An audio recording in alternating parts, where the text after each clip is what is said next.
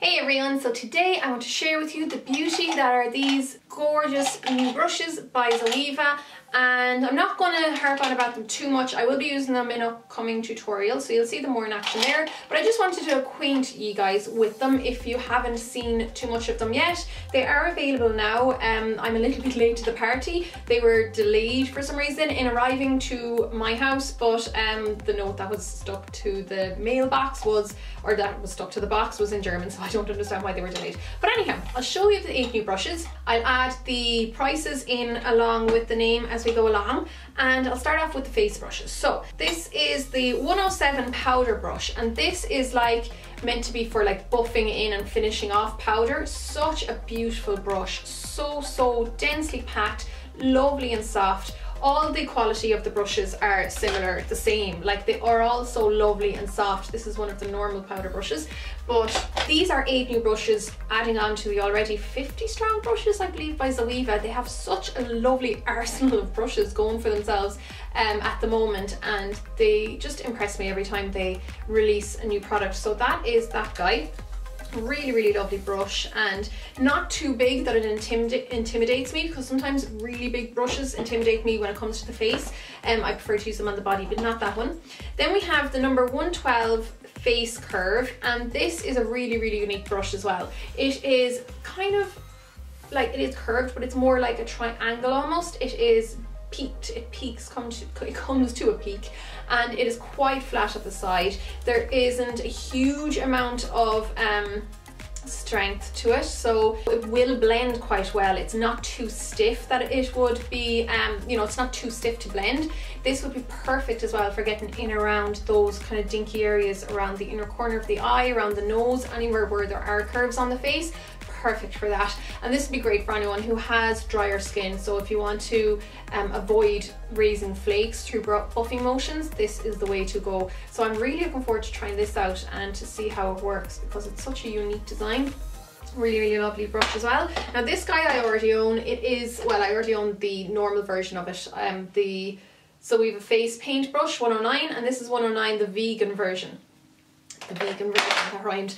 Anyhow, this is just the you know, the non-natural version of that. This is one of my favorite brushes for contouring and for highlighting. It's just a lovely cheek brush in general for adding definition. So this is great for anyone who does want to stick with all synthetic hair and stay away from natural hairs. Lovely brush. So it's, you know, quite wide here, now around the side. Again, it's not too stiff, which is what you want. You don't want anything too stiff because it'll push rather than blend. So that's a really lovely brush as well. Now this guy I'm kind of in love with. It is the Luxe Face Focus number 114. What a gorgeous brush. It's just that, oh, beautiful tiny little size. I love this size brush for the cheek.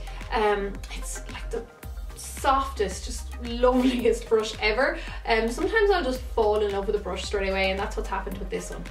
So really lovely size, shape, feel, everything. I can definitely see myself using this to death and it being one of my favorite brushes. Next we have the Luxe fan. Now I'll be honest, I have a few fans and I don't use them as much as I should. I think I might make that an objective for this year, is to force myself to use more fan brushes, but the idea behind these is that they're so soft and fluffy. They would add really subtle highlight without it being too strong, because I know a lot of people who go overboard with the highlight. I go overboard with the highlight often, and that's usually down to using a brush that is too dense, that just deposits too much colour, and this would help stop that happening. This would also be really good for, you know, brushing away fallout or just excess product or anything like that. So again, a really lovely brush, and the quality of the hair just feels lovely with all of these brushes. Next we're on to the eye brushes, and we have the 220 Luxe Grand Shader. So the 100 range is for face, now we're on to the 200 range, and this is just a really big shader brush. So this would be good for anyone who's in a hurry, who just wants to throw on a wash of colour and not worry about it. I honestly don't use these ones quite as much because I tend to not just throw on a wash of colour, but it would be great for the kit, particularly when I am doing that. And I tend to use these brushes a lot for concealer and stuff like that. So this will be great for anyone who does like that slightly bigger shape. The one that I do love is this guy here, which is the 325, and this is the Brow Light. And this is for highlighting under your brow arch. Lovely, lovely brush. This is the kind of brush that I would use a lot.